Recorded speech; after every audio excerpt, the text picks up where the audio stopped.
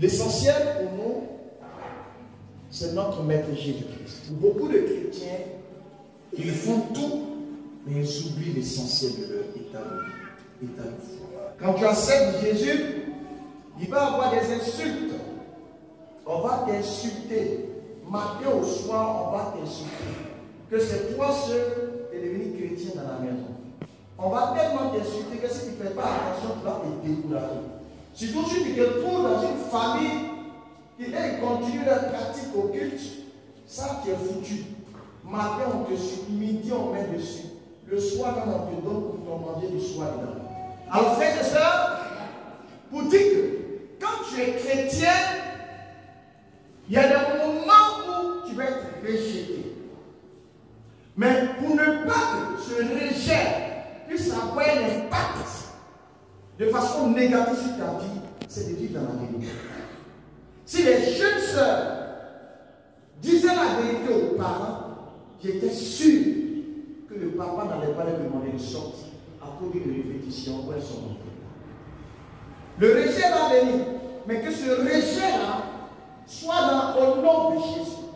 L'insulte qui va venir, que ça soit au nom de Jésus. Les mauvaises choses que l'on pourra dire, que ça soit au nom de Jésus. Si c'est au nom de Jésus, c'est que heureux soit Dieu. La foi chrétienne a besoin de ce qu'on appelle des bases solides. Et ces bases solides-là font que même quand la tempête commence à vaciller, nous tenons bon. Quand la tempête commence à venir, on devient plus solide parce qu'on sait que nous avons bâti l'essentiel de notre vie sur le roc. Sur le roc, sur le roc. Quand je parle de l'essentiel, au début de l'homélie, je vous disais que ça me rappelle toujours une histoire d'une maman qui disait toujours à Dieu que le Seigneur l'a toujours oublié, qu'elle n'a rien. Elle n'a rien. Pourtant, c'est une veuve qui avait dans ses mains un tout petit enfant, un nouveau-né. Et chaque jour, elle pleure. Vous dites, mais Seigneur, tu ne me donnes rien. Je suis la pauvre du village. Il n'y a rien. Elle s'est tellement lamentée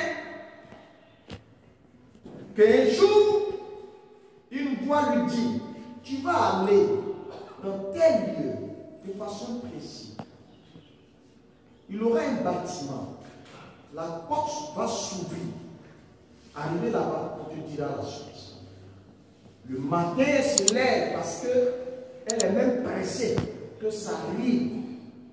Elle y va, elle trouve véritablement le bâtiment. Et la même voix lui dit, tu vas rentrer à l'intérieur de ce bâtiment. Prends tout ce que tu veux. Tout ce que tu veux. Mais n'oublie pas l'essentiel. Tout ce que tu veux. Comme tu dis qu'on t'a oublié, on va te présenter. La porte s'ouvre, les lumières brillent, elle voit toutes les richesses possibles. Chaussures, bijoux, c'est ça le parfum, bijoux, il dit parfum, il dit tout ce qu'elle veut. Tout ce qu'elle veut. La femme avait son bébé dans ses mains. Alors, elle ramassait ce qui était à l'intérieur de la salle pour le mettre au dehors.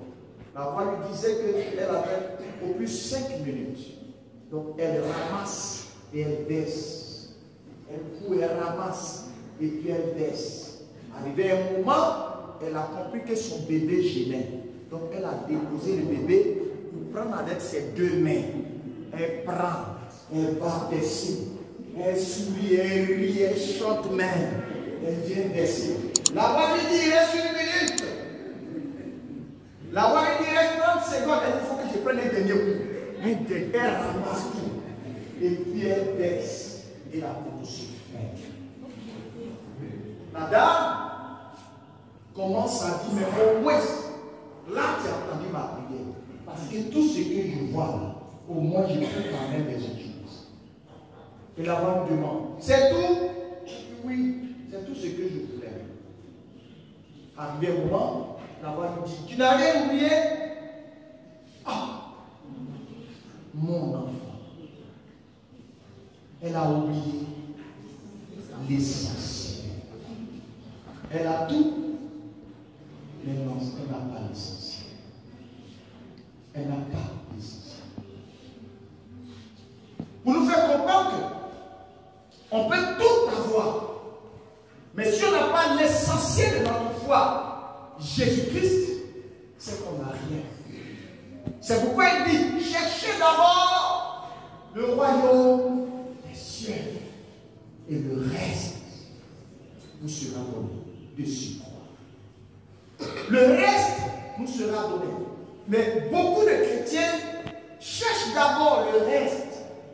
Avant de tourner le regard, vous cherchez le royaume des cieux. Se révéler, se salir.